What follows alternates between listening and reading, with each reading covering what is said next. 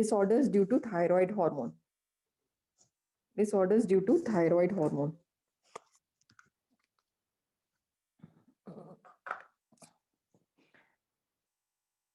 तो ये डिसऑर्डर्स आप लिख रहे हो, disorders due to thyroid hormone. Thyroid hormone कौन सा होगा? Thyroxine. Thyroxine can be less और it can be more. It can be hypo secretion और it can be hyper secretion. So I'm going to start with the disorder of thyroid. So it first is hypothyroidism. Hypo means less. So first of all, let us start with the hypothyroidism. Hypothyroidism means the concentration is less. In children, it can cause cretinism. Cretinism in case of children. It occurs in children where child remains dwarf without normal and mental development.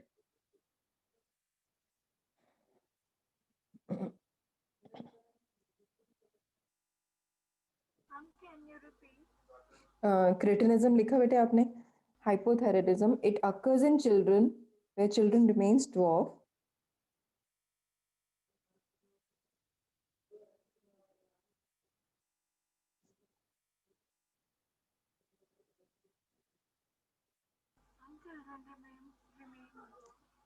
children remain dwarf without physical and mental development.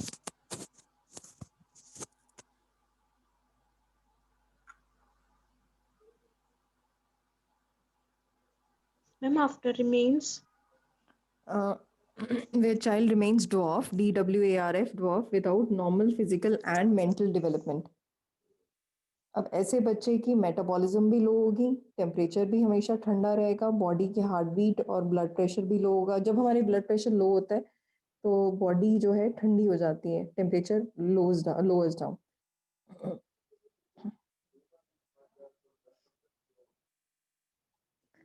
Okay, yes, Malika, you are there in the class.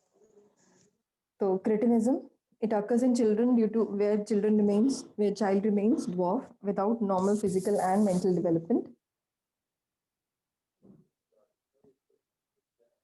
It is characterized by limited intelligence, reduced metabolism. It is characterized by limited intelligence, reduced metabolism, and fall in temperature. Characterized by Limited intelligence, reduced metabolism, and fall in temperature. limited intelligence, fall in temperature, Fall in temperature, reduced metabolism, limited intelligence. और अगर ऐसे बच्चे को देखना है तो बच्चा जो होगा, patient shows pot belly, pigeon chest, dry skin. These are the symptoms. Now write down next type, that is mixed edema. Oedema या इडिमा क्या होता है? इडिमा का मतलब होता है कहीं पे भी वाटर की रिटेंशन. मतलब अगर आपने देखा है किसी को भी, अगर किसी का मोटापा बढ़ता है तो आपने देखा है टमी में कोई बोन नहीं है, पेट में कोई हड्डी नहीं होती, but still there is fat. And that fat, अगर बहुत ज़्यादा फैट है, बहुत ज़्यादा ओबीस है, यूल सी के जो फैट है उनका बहुत हिलता है वो fat.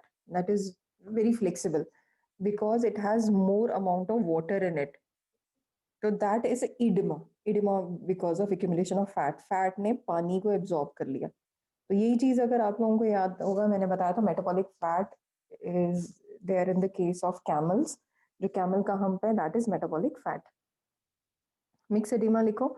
It occurs in adult.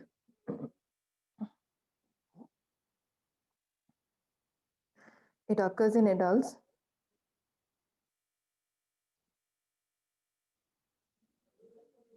which occurs due to loss of hair and memory. Not it occurs in adult which results in loss of hair and memory with low metabolic rate.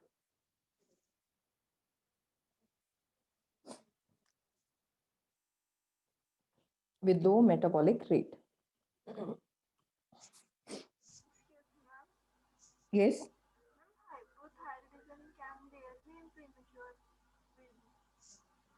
अच्छा, मेरे को समझ नहीं आया आप क्या कह रहे हो. Just write it down. Bachcha, you're not audible. Actually, your voice is very low.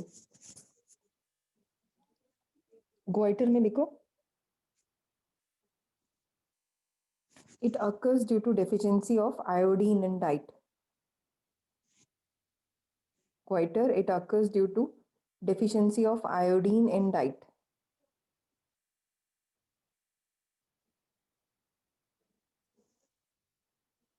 It may lead to cretinism or myxedema. The goiter is because of deficiency of iodine in diet.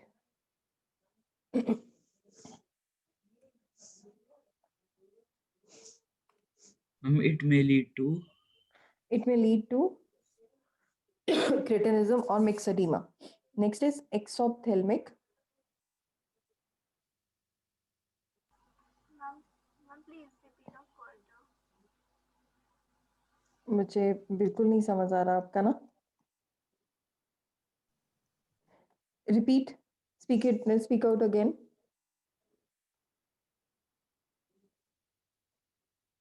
Premature babies, yes. अच्छा, thyroid तो किसी में भी हो सकता है. Thyroid की secretion is required for mental and physical growth. Even your growth and metabolism is totally dependent on the amount of thyroxine in your body. So it can occur in the case of premature babies also.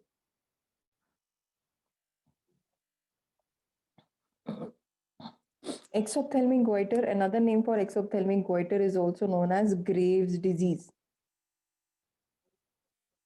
It is also known as Graves' disease. इसमें क्या बताया था मैंने आपको? ये Sarjot.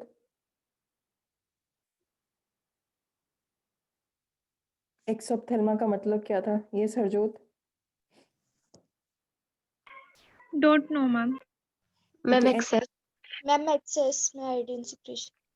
No बच्चे, मैंने exophthalmia का कुछ मतलब बताया था आपको. Okay.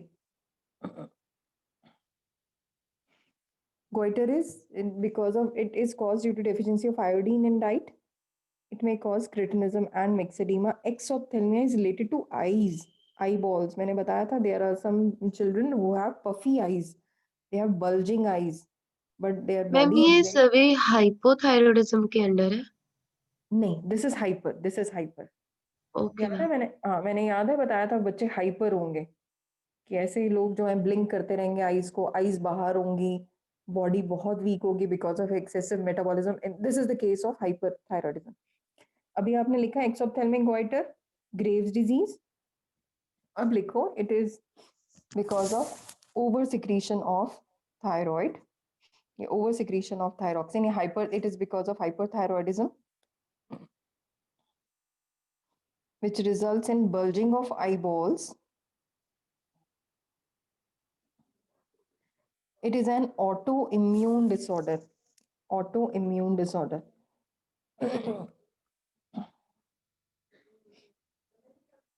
hypothyroidism, which leads to bulging of eyeballs.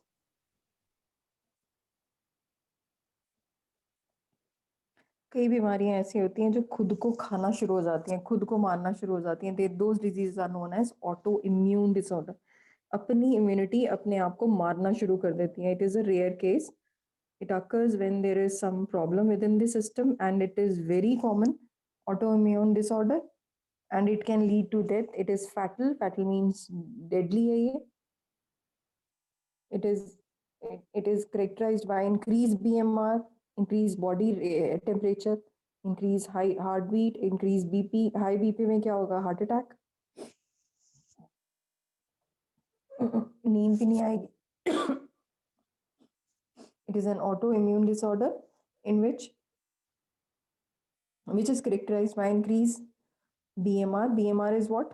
Anyone? BMR की full form है basal metabolic rate. BMR is what? Basal metabolic rate. मतलब आप खाना खाते हो कितनी जल्दी वो डाइजेस्ट होता है. Body mass something नहीं होता था. Sorry? नहीं, it is basal metabolic. Yes, you can say it is body metabolic rate, but it is basal metabolic rate. That means the amount of heat produced when you take in 1 kg or 1 kg of the food that is taken by you. कितनी Ma'am, energy? A machine, I got to know about it like recently, only maybe a day before yesterday.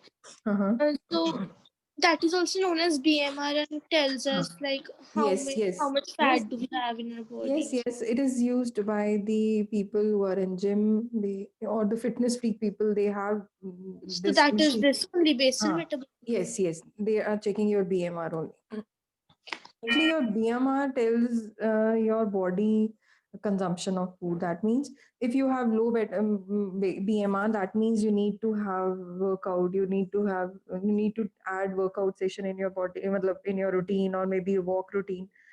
अगर कईयों का BMR already तेज होता है, that is why they have very low body weight, very less body weight. Body weight is very okay in their case.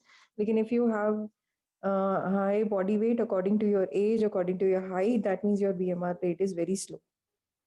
और हमें but effort body करना में तो फैट होता है या कम होता है, तेज और स्लो का कैसे होगा?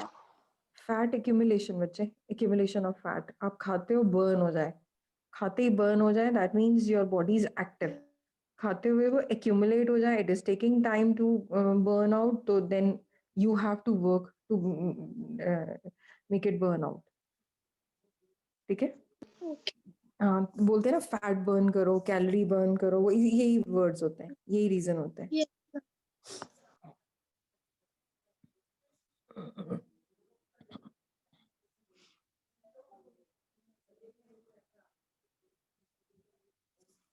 Okay, now coming to another disease, other disorders लिखो, ऊपर हेडिंग लिखोगे other disorders, तो इसमें आप लिखोगे अगर सोमैटोट्रोपिन जो हार्मोन जो मुझे बताया था मनप्रीत ने, तो अगर वो हार्मोन ज्यादा हो तो डिजीज हो जाती है एक्रोमीगली.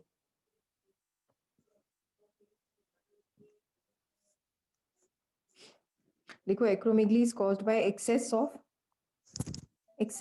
somatotropin. Excess of somatotropin causes this acromegaly. हम ऊपर सिर्फ BMR ही लिखना था. It is characterized. हाँ बच्चे, किसका था वो? एक्सोप्थोल्मिक का लिखा बेटे आपने. BMR, high body temperature, high BP.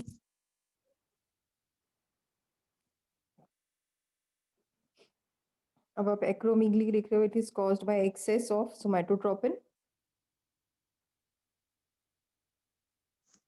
After adolescence.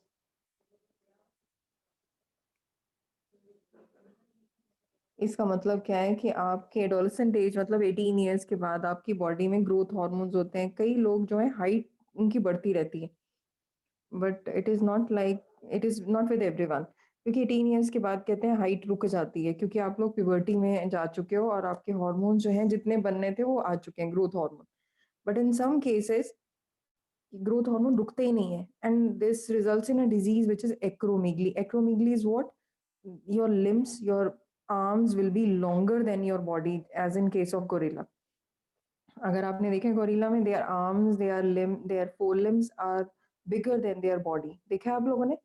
हाथ जो लंबे हैं as compared to disproportionate body, इसको बोलते हैं. It is the acromegaly and it occurs after adolescence only, and it is related to due to excess of somatotropin. Next is, कहते हैं अगर ये हो ही ना, तो अगर ये हार्मोन नहीं होगा तो डिजीज होगी क्रेटिनिज्म. और ये शुरू से नहीं होगा. It is resulted in due to the absence of thyroid secretion, जिसका नाम था somatotropin, and this is during childhood. तो बच्चे में या इन्फेंट्स में अगर ये ग्रोथ नहीं हुई तो बच्चा उतनी शेप में, उतनी हाइट में रह जाएगा छोटे से. And I have seen this case. There used to be a person जिसके पेरेंट ने, ही वाज 24 इयर्स ओल्ड, और उसके पेरेंट ने उसको प्राम में रखा हुआ था. उसकी साइज ही नहीं बढ़ी, एंड ही हैज बियर्ड, ये मुस्टैचेस, बाकी सारे हार्मोन्स वर्क कर रहे हैं, बट ये हार्मोन वर्क नहीं किया. It is only because of this hormone कि उसकी हाइट ही नहीं बढ़ी और वो उसी स्टेज में रह गया, इन्फेंट में. किसी ने देखा ऐसा कभी? Yes, ma'am. Yes, ma'am. Okay, and this is really again sad thing because we parents have to suffer throughout.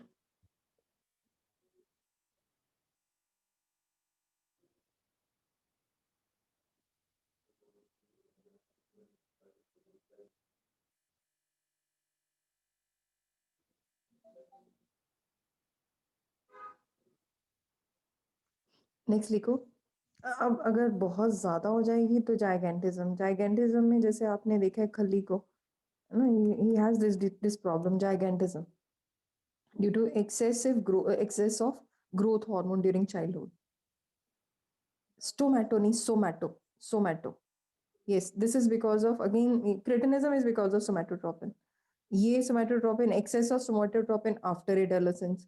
ये excess of this is absence of somatotropin during childhood. Gigantism is excess of growth hormone during childhood.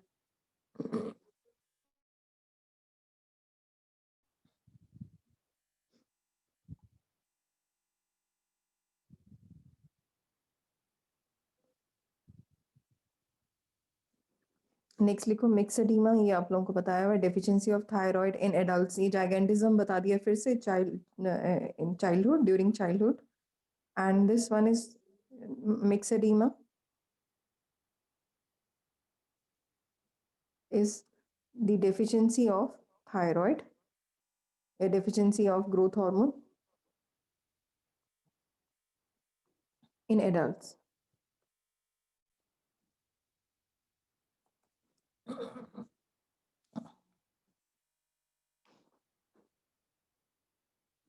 अब question देखो ऐसे आता है, name the disorder. This question is from you Palak. Name the disorder caused by deficiency of thyroxine in adult human. Give it symptoms. Name the disorder caused by deficiency of thyroxine in adults. Thyroxine का मतलब है growth hormone in adults. Give two symptoms also. Tell me the answer, Palak. Myxoedema. Myxoedema. Can you tell me the symptoms?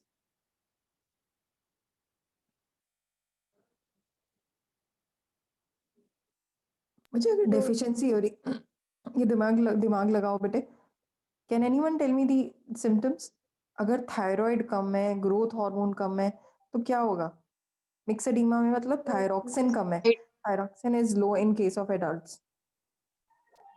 Ma'am loss of memory, और कुछ? Yes ma'am yes, weight loss of gain और loss. And reduced metabolism. Ma'am हाँ, weight gain और loss. It will be weight gain.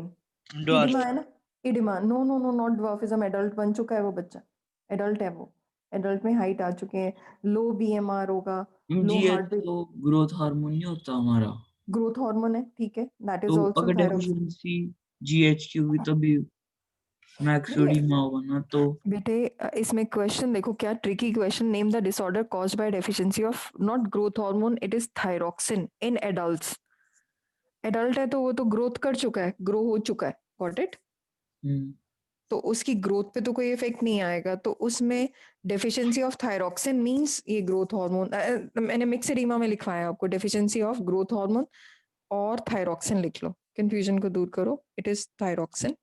यहाँ मैंने growth hormone लिखवाया आपको, sorry, it is not growth hormone, it is thyroid, which is edema, sorry, it is thyroxine, got it. It is deficiency of thyroxine in adults. This is growth hormone, ये growth hormone पे, but ये thyroxine पे। Adults में तो मिक्सेडिमा हो गया, और oedema जहां पे भी हुआ मतलब वाटर रिटेंशन है, तो बीएमआर लो है, हार्ट बीट लो है, टेम्परेचर लो है। नेक्स्ट क्वेश्चन लिखो।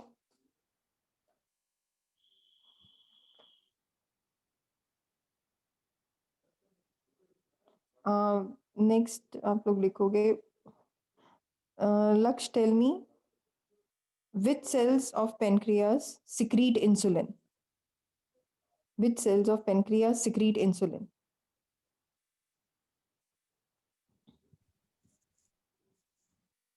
अल्फा, बिड्स से याद करो। Beta cells, beta cells of islets of Langerhans. Pancreas में एक जगह होती है, पेनक्रियाज का अगर हम स्ट्रक्चर देखें तो दिस इज पेनक्रियाज, पेनक्रियाज में आइलेट्स बने होते हैं, ऐसे ही स्ट्रक्चर है, इसको बोलते हैं आइलेट्स ऑफ लैंगरहैंस। ये साइंटिस्ट के नाम की बात है, बाद इसका नाम पड़ा है islets of Langerhans. They have alpha cells, they have beta cells, they have delta cells, they have F sales.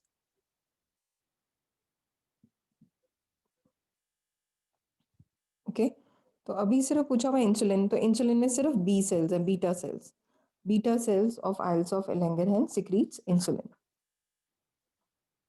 Next question लिखो। अब क्वेश्चन आया, what is the difference between cretinism and gigantism? Who will tell me the answer? What is the difference between cretinism and gigantism? Ma'am cretinism में dwarfness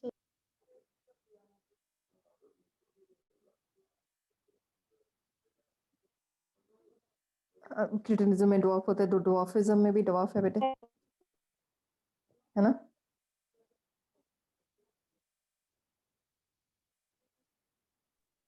ma'am हाइपरस्क्रेशन होती है growth hormone की cretinism में, और जाइंटिज्म में हाइपरस्क्रेशन। नहीं, मैंने आपको जाइगेंटिज्म बोला, क्रिटिनिज्म एंड ड्वार्फिज्म।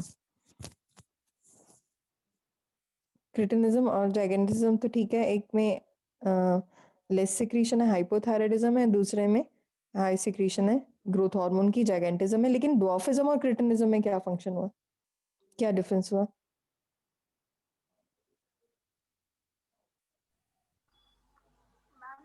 ड्वार्फिज्म में ग्रोथ हार्मोन ही अच्छे से सिक्रीट होता है, और क्रिटिनिज्म में सेमोट्रोपिन। क्रिटिनिज्म में मैम सोमैटोट्रोपिन। हाँ, दोनों हार्मोन्स Absent अलग अलग हैं। एब्सेंट की लेस सिक्रीशन। अच्छा, cretinism is hypothyroidism and dwarfism is hyposecretion of GH. ठीक है, cretinism is hypothyroidism, less secretion of thyroxine, and dwarfism is hyposecretion of growth hormone, less secretion of growth hormone. Okay और cretinism के case में आपको बताया था कि देखने में बच्चा कैसा होगा, पॉट बेली, पिजन चेस्ट और protruded tongue, whereas in case of dwarfism the height will be very less. ठीक है, child the growth of bones is very less. Okay, so now I'm going to tell you the functions of the hormones, how they perform the functions. और diabetes आपको बता दिया मैंने, adrenal gland के hormones बता दिए हैं, मिनरलोकॉर्टिकॉइड, ग्लूकोकॉर्टिकॉइड। मिनरलोकॉर्टिकॉइड नाम से पता चल रहा है, it regulates the ions concentration, that is sodium, potassium and water balance. Glucocorticoids helps in regulating the glucose level in the blood. Glucose के साथ fat and protein are also included, whereas in case of sex corticoid they help in regulating the sex hormones. Okay.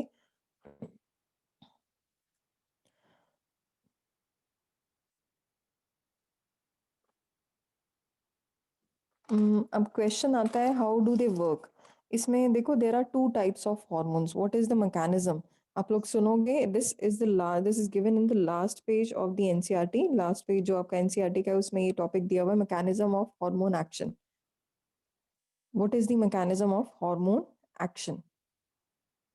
कहते हैं hormone act कैसे करता है, what is the mechanism of hormone action? नहीं बच्चे, it is already given in the NCERT, same wordings you have to write. तो अब सिर्फ सुनना है आपने। There are two types of different hormone, there are two types of hormone. Hormone बना किसका होता है उत्कर्ष? हार्मोन की कंपोजिशन क्या है? हार्मोन किस चीज का बना है? Carbohydrate, protein, fat? प्रोटीन्स। तो hormones they are proteinaceous in nature, but there are few hormones which are steroids. Steroids में सुना है किसी ने स्टीरॉइड्स?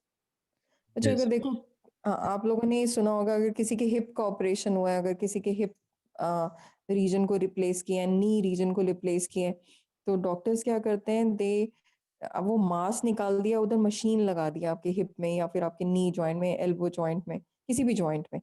अब जब हमने किसी की उस रीजन की हड्डी निकाली, उसका मांस निकाला, इट इज एम्प्टी नाउ, तो they try to give in the hormones, steroids, so that it will regrow your muscles, your body tissues, they'll regrow. तो उसको बनाने के लिए वो हार्मोन्स देने पड़ते हैं।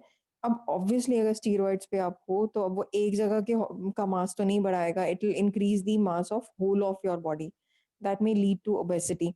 That is why doctors ask, if you are on steroids you should continuous doing walking, even if there is knee replacement, even if there is your hip replacement, you should keep walking because it will lead to gain in weight otherwise. So steroids are not good for body, but they are very much required in the case of severe treatments. जहाँ पे भी body में action नहीं हो रहा, sometimes you may have some acne problem, कई बच्चे होते हैं इस एज में, प्यूबर्टी की सबसे गंदी चीज होती है appearance of pimples on the face, and they may cause scarring, कईयों के स्कार्स बनने शुरू हो जाते हैं. It is unbearable pain because वो ब्लड वाले होते हैं तो बहुत दर्द करते हैं. तो वो बच्चे, तो doctors give them steroids. Steroids क्या होता है, उसको बर्न कर देता है और नई स्किन नीचे से रीग्रो होती है. नई स्किन आएगी तो ऊपर वाली स्किन डेड हो जाती है. This is how they treat. But steroids are automatically not good for our body. So hormones, they act by two ways. तो hormones में suppose hormone है, हमेशा hormone act करता है away from their source. तो अगर ये hormone pituitary से निकला है, which is present in my brain, and it has to act on the ovary wall to form egg every month. तो अगर आप लोगों को पता होगा ovary wall में अभी hormone FSH यहाँ पे आया, इसने यहाँ पे रिसेप्टर था, ये hormone, this is the hormone. अब हार्मोन आते ही इसने क्या किया, यहाँ पे एक्टिव कर दिया, इसने प्रोड्यूस किया response, and response is in the form of response 1. इसने क्या किया, केमिकल मैसेंजर दे दिया in the form of cyclic AMP, adenosine monophosphate, या फिर कैल्शियम आयंस. तो इसने इसकी फॉर्म में इसको मैसेज पास किया. Message is conveyed in the form of biochemical response.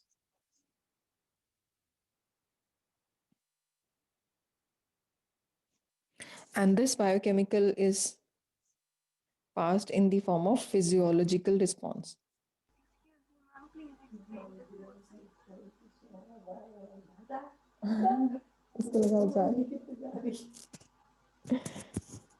Yes, Vijay.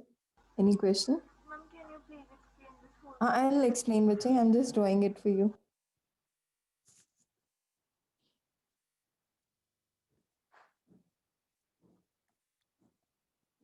So this is FSH.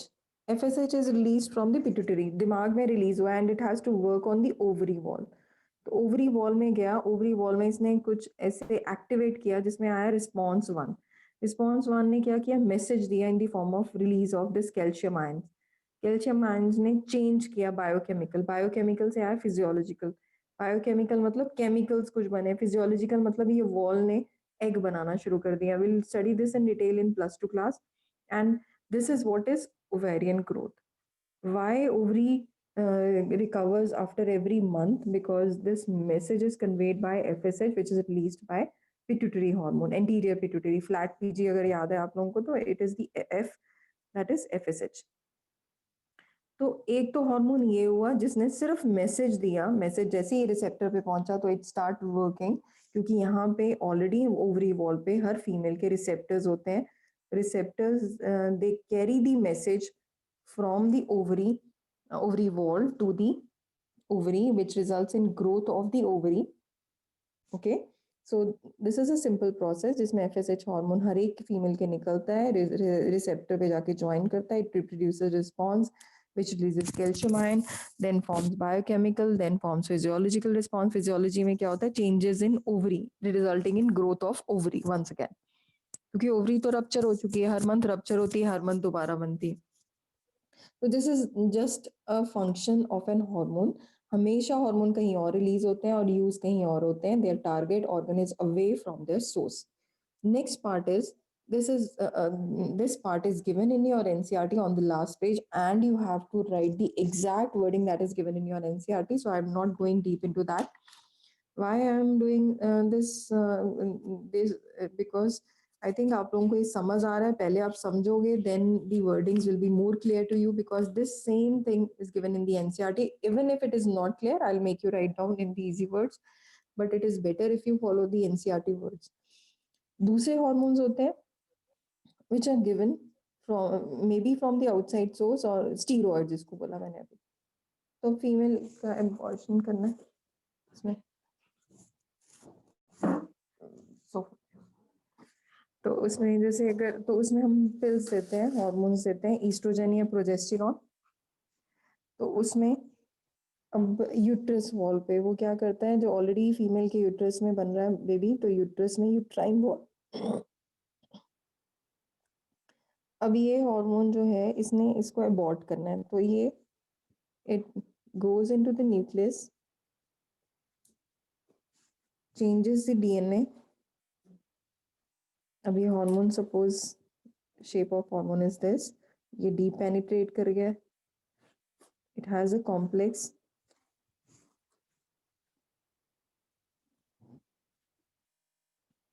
And it binds to the receptor. Receptor इसका यहाँ पे अब डीएनए में चला गया, अंदर चला गया, न्यूक्लियस है, ये न्यूक्लियस वॉल थी, न्यूक्लियस वॉल में ये डीएनए में चला गया।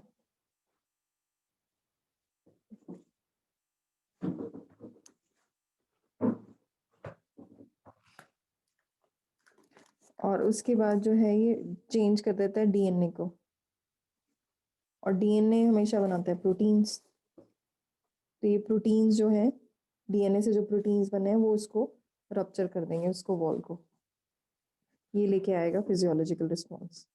This is permanent.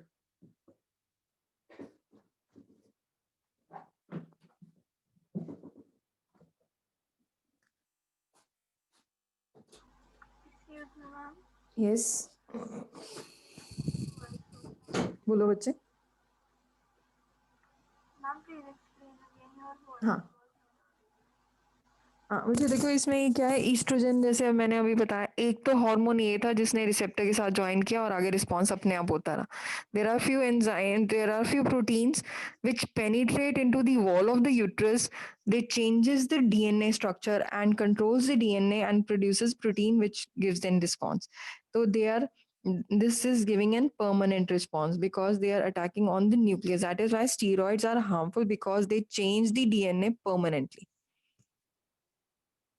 इसमें आप देखो तो there are two types of responses. इसमें तो क्या था, सिर्फ रिसेप्टर पे जा रहा है, उसका कोई चेंज नहीं कर रहा, उसका डीएनए पे नहीं जा रहा, उसके न्यूक्लियस में नहीं जा रहा, and it is just simple method जिसमें उसने चेंजेस ले आया।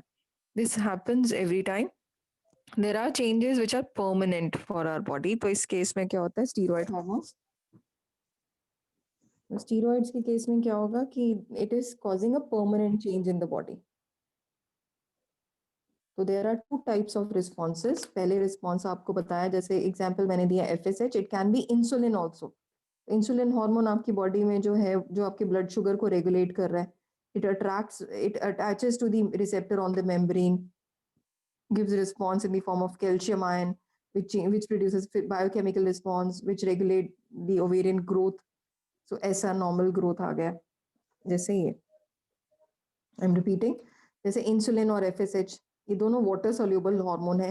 FSH interact with the membrane receptor and forms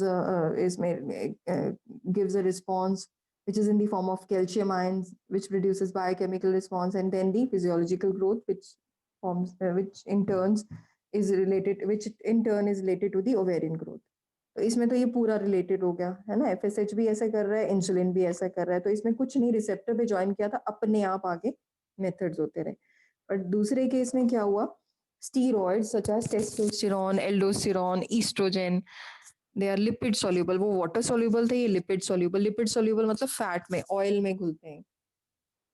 तो इसमें क्या है, they can penetrate the membrane। दिख रहा है आपको, ये मेम्ब्रेन थी, यूट्रस की मेम्ब्रेन को पेनिट्रेट कर दिया।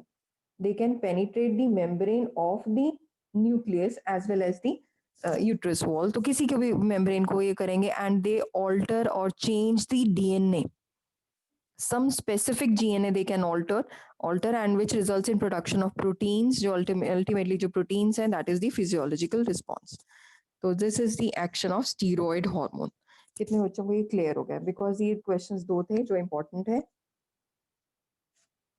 कितने बच्चों को ये क्लियर हो चुका है? Yes, repeat. Yes ma'am. मुझे दो तरह के रिस्पॉन्स हैं। एक रिस्पॉन्स ये इसमें सिर्फ रिसेप्टर पे ज्वाइन किया और अपने आप आगे प्रोसेस हो गया, तो ये हार्मोन होते हैं normal proteinaceous hormone. There are few hormones which are lipid soluble hormone. Lipid soluble hormone क्या है, दे कैन पेनिट्रेट, हाँ, they can penetrate the membrane as well as the nucleus membrane, क्योंकि लिपिड soluble है, membrane भी तो lipid की बनी है। and then they change the DNA, they change the sequence of some sequence of DNA which results in production of protein, which changes the physiological, which shows the physiological response.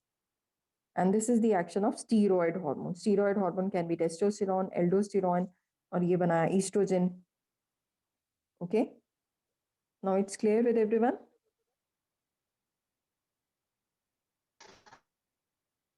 Yes, ma'am. Okay. So बच्चों अब आप लोगों का ये chapter एक बार आप लोग book से पढ़ोगे NCERT से. If you find any difficulty in any topic, just let me know then. Okay. So we are done with this chapter. And if you have any doubt or any difficulty, just message me. I'll tell you the answers.